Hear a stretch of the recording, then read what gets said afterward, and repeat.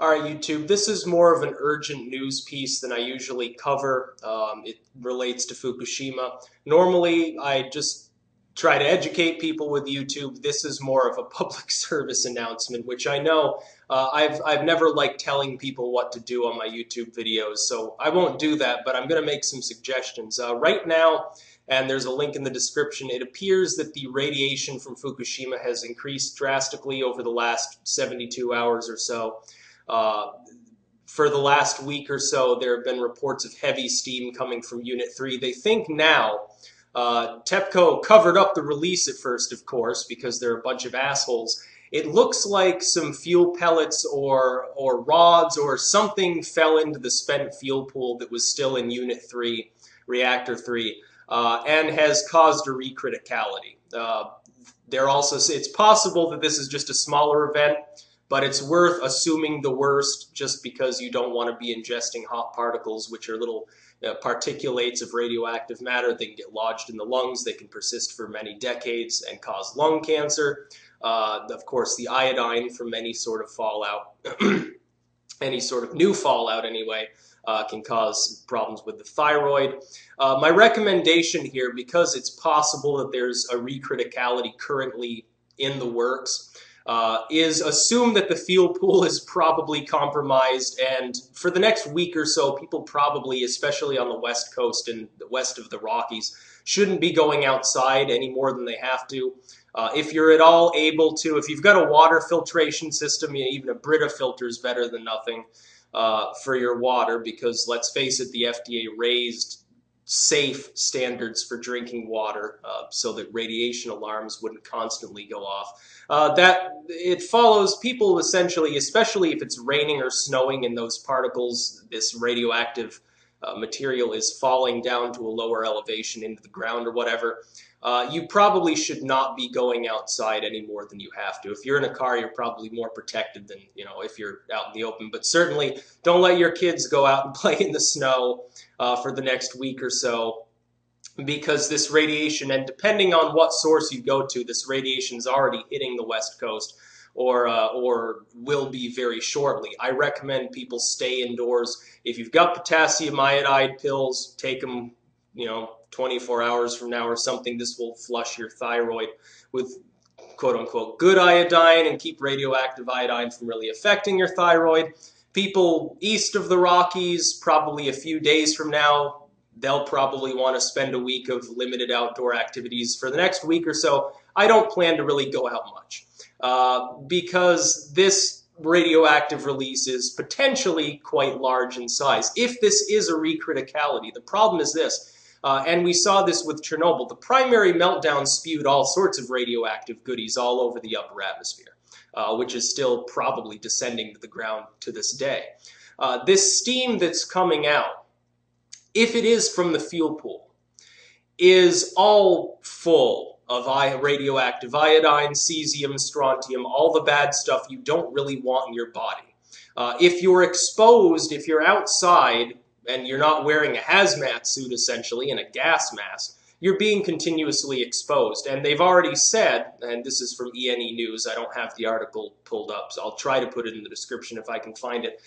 There was some evidence to suggest that hot particles are already in certain people on the West Coast who didn't know that Fukushima had a specifically bad meltdown until days after it was already too late. You do not want hot particles in your lungs. You do not want to be out in the rain absorbing, potentially this radioactive iodine.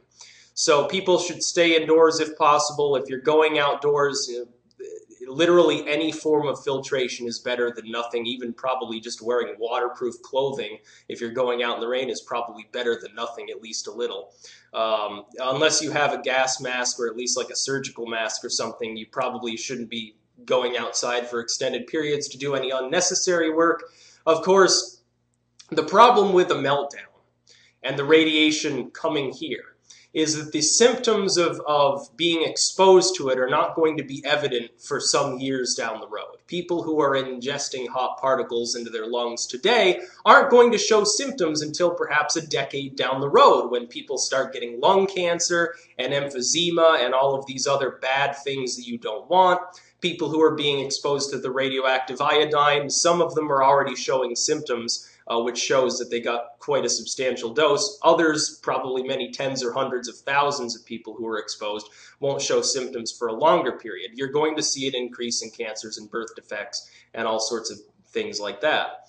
People should take action now to limit their exposure, not because they're suddenly going to keel over in the street because they're overwhelmed by radiation, but because when you're older, you don't want lung cancer. You don't want, cesium building up in your muscles and causing problems there. You don't want strontium replacing calcium in your bones. Certainly, you don't want to end up with leukemia. That's just a friendly suggestion to people who happen to be living in the Americas. Not just the United States. If you're living in Canada, same thing. And Alaska certainly gets the brunt of everything. Alaska and British Columbia get the brunt of everything from Fukushima. People living in Mexico, if you're living on the west coast of the Americas, you're being more exposed to this material because potentially a lot of it is falling in that area as a result of precipitation and never even making it to the east. Over here, we did see increased background radiation, but it was nowhere near what you saw on the west coast. So right now, as we speak, Fukushima may be undergoing another criticality. The fuel pool in reactor 3, which is already severely damaged because the whole thing blew up, is assumed to be compromised. It's assumed that it's possibly undergoing a criticality as we speak right now. There's steam coming from the unit. There's been intermittent steam coming from it for the last week. There were even some events of a similar nature for months. So take care, protect yourself. If you do have potassium iodide, hopefully you know how to use it and when. If you don't, hopefully you have water filtration, at least like a Brita filter. Activated carbon supposedly will remove certain alpha particles from the mix, which is good. Other than that, simply limit your exposure to the elements outside whenever possible when this is happening. Of course, it takes several days for Fukushima radiation to actually get here. As an aside, we now have actual experts agreeing that the radiation is beginning to affect wildlife here in the Americas. And here's another one that I'll post from E&E News. The LA Times reported on this. Bald eagles right now are getting paralyzed, having seizures, and keeling over here in the West Coast and in Utah and in Idaho and places like that. And they think it might be due to Fukushima's radiation. Remember, bioaccumulation. I mentioned DDT before. Someone said, well, that was overblown. So just keep in mind that basic principle, that the grasses and so forth get mildly radioactive. The rodents and shit eat that and get more radioactive. Then the eagles and birds of prey eat those rodents, and they're getting a dose of magnitude higher. That's why they're having problems. Sea lions have been having the exact same symptoms in the water for months. And now it's starting to affect coastal wildlife on land and in the air. And the reason for that, of course, bioaccumulation, and this is my own theory, I'm not sure if it's substantiated by any actual science, would probably happen at a quicker pace in the water because it's getting spread around more. The nutrients are absorbed by microorganisms more readily within that particular substrate of seawater. So please protect yourself for your posterity. You don't want your sperm becoming deformed. You don't want your eggs getting fucked up. You certainly, above all, don't want hot particles lodged in your lungs. So a little bit of an urgent update. Had I known about this before, I've been keeping up to date on Fukushima, but sometimes the sources are ambiguous or unsubstantiated, so unfortunately I had to wait till now. I would have made a video several days ago had I known that this was going on.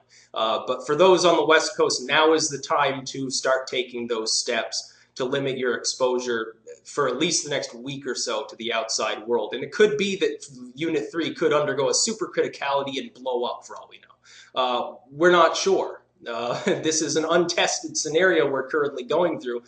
This is worse than Chernobyl. At this point, anyone claiming otherwise does not know what they're talking about, or they're being paid to post on the internet to sort of calm people's fears. But when you've got eagles dropping out of the sky with paralysis and having seizures, and you've got that same thing happening in the ocean, and you've got the same thing happening, you've got polar bears covered in sores, you've got whales beaching themselves all over the Pacific, you've got oarfish washing up, you've got mass die-offs, you've got debris coating the sea floor, dead plankton and small fish essentially melting, starfish melting and dying for no apparent reason.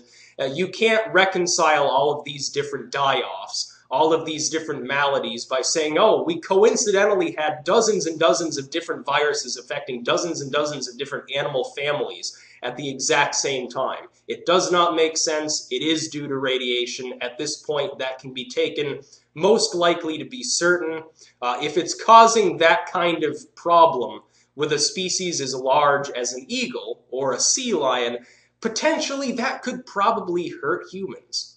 The only reason why people probably aren't already seizing and keeling over is because a lot of the beef that we eat comes from South America, which is far less affected than North America. But people, be safe. Do not go outside if you don't need to for the next week. Because even though you won't keel over right away, you could get cancer 10 years down the line. Any limit on the exposure, even having a thin wall between you and the fallout, is better than nothing. It is survivable. It probably won't cause problems in the majority of the population anyway, but the less exposure that you have, the better your odds are. It's something that it's just like smoking, and I'm going to be a hypocrite here. If you're not smoking, you probably shouldn't start, because even if you don't have a heart attack, even if you don't have a stroke, you're still going to be, as an aggregate, more prone to such problems. That's about all.